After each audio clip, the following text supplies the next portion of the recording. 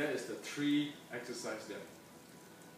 Okay, now one other thing I want to tell you is, no matter what you do, you need to meet the using the 3 principles as the soul of it. Number 1 is the body has to be loose. Number 2 is the mind has to be quiet. Number 3 is the breathing and the motion has to be in nature. Okay, no matter what you do, one must not against this. Okay, so the outcome has to be really comfortable and really with this. If it's not very comfortable, it's not with this, and it's not follow these 3 principles, don't do it. Okay, that is the law of all internal arts: loose, quiet in mind, and the nature in breathing and nature in motion. Okay, so if you are you want to do this kind of stuff, you need to do it, say 30 minutes more than 30 minutes after your meal. Okay, and if you are really tired, don't do it. When you get extremely angry, don't do it. You can do this kind of massage. Okay, while you're walking outside and so forth, or you're sitting down in the office or anything, you can use it daily or everything, but don't do the full practice. Okay, because the chi practice or internal practice not supposed to do when your stomach is full or when your emotion and your chi is not settled. Okay, so back to this exercise. This one is the one which you can do in the office all the time, and if you normally people do it, like they do about 24 times or 32 times for this one, just to relax the body and so forth. Okay, so that's how the Chinese practice this. Okay, now let's move into the 4th drill. The first one, standing still. Okay, now as what I mentioned, the leg is naturally a part of the shoulder wide. Okay, using this one, the knee, to handle, to control, so that if it's too low, you feel like it's very highly. If it's too high or straight, you feel that your chest pop up. That's not what you want. You just want to be slightly bent there, so you feel like levitating. Okay, so that is how it is. Okay, for the knee, and then the back of the knee, instead of this, no, you just have a little bit, just slightly a little bit there. Relax this part, or this big part here. Okay, and your neck. Okay, your neck, like you're looking down like that, so you feel comfortable here. So your stomach feel relaxed. This one is a little bit, it's relaxed here, not pops up and not bending in. Okay, relax here. Because of that, your shoulder will relax here, and you just raise your hand here, and your neck is in the proper position, so that the back of the neck is not bent concave or convex, but it is in the very natural position. And of course, sometimes you will not get it straight right away, and you can keep adjusting until you feel very lightweight. The feedback is really lightweight, and no parts of your body is tensing up. Okay, even slightly tensing, you can adjust it until it is very lightweight. So like the gaps between the 2 joints is there's a gap between the 2 joints in every joint, including your spine. Okay, so it's like standing down there like levitating. Okay, so that is how to do it, and let me show you how to do it. Then you know how I'm doing it. Okay.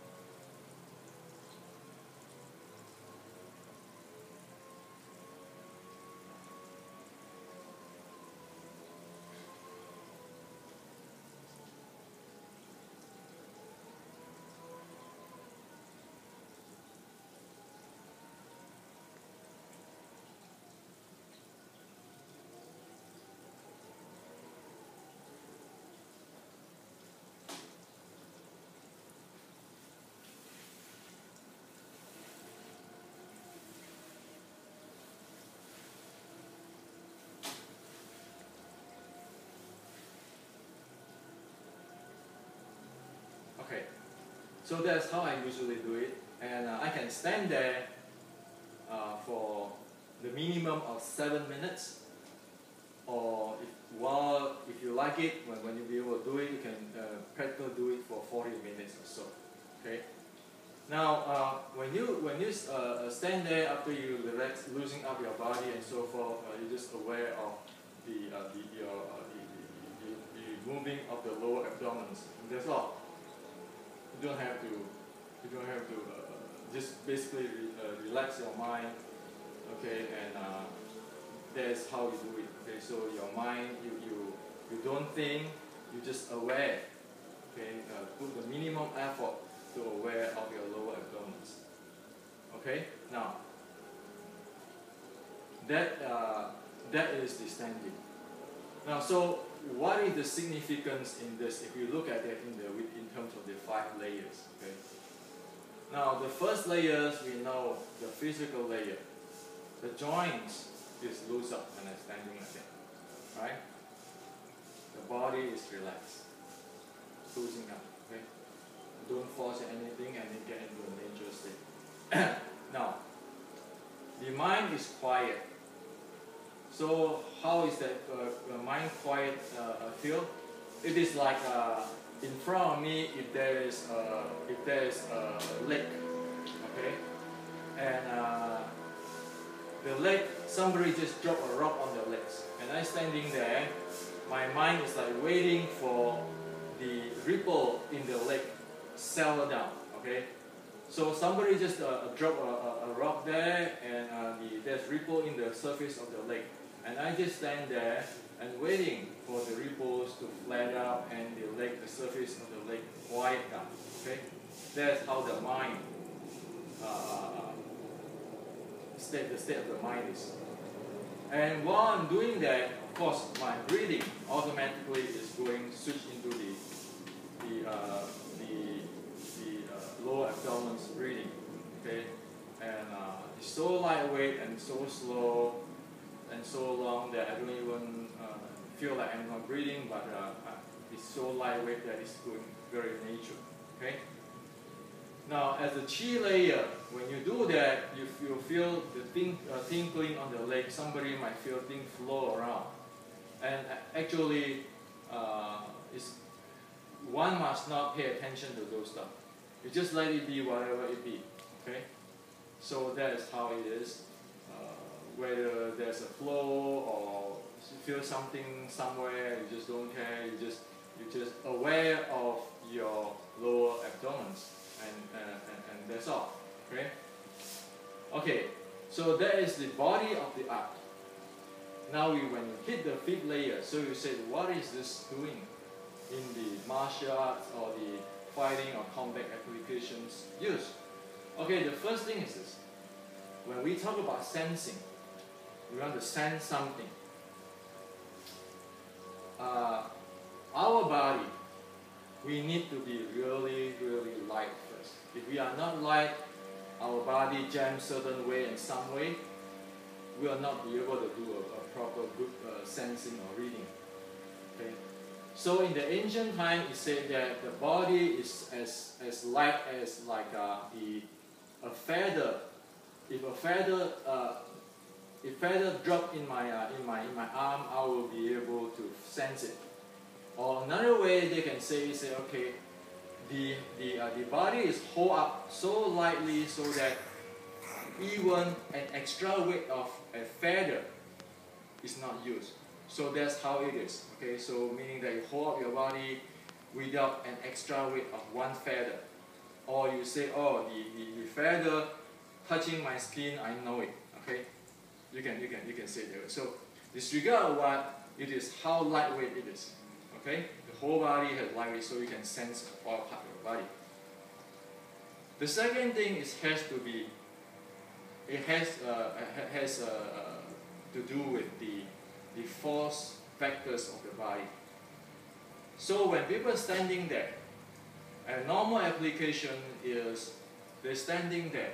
When other people apply a force on the body or a different part of the body, they can absorb this force.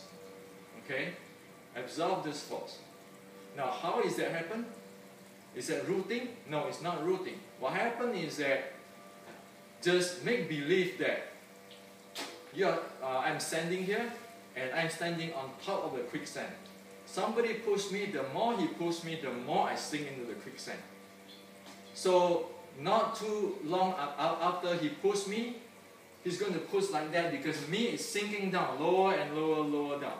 While my physical body looks standing like this, but the force vector, it is like I'm driving into the quicksand. Okay? So that is where the uproot comes. They're standing there doing nothing, just align his force vector, and the guy will push, get sucked into the or dissolved into the quicksand, and he turns out that his root is having problem. Okay, that's where the uproot. So you uproot him without doing anything, but you just let the force vector dissolve. Okay. Now that is the accepting force part. There's another part is while he's pushing and while I'm sinking in the quicksand, I use his force into me, repel back him. So as we explained before, when I'm going down, it's like he's like pushing the guy is sinking down into the quicksand. He have to, he is very uncomfortable and his root have an issue at that time. Okay, this disrupt his root, and at that time, the same time, I issue a force back to him. Okay, so that issuing happened in the same time of the absorbing. Okay, so the internal art guy is actually playing, listening, like the force is into his body, accepting the force, get a bonding. Okay, lock him, meaning bond him up. Okay, so you listen, his force is there, and then you lock his force vector, you lock him. It's like making a bond already, and then you let the quicksand pull him down, and in the same time you get whatever reaction force from P, you propel him up.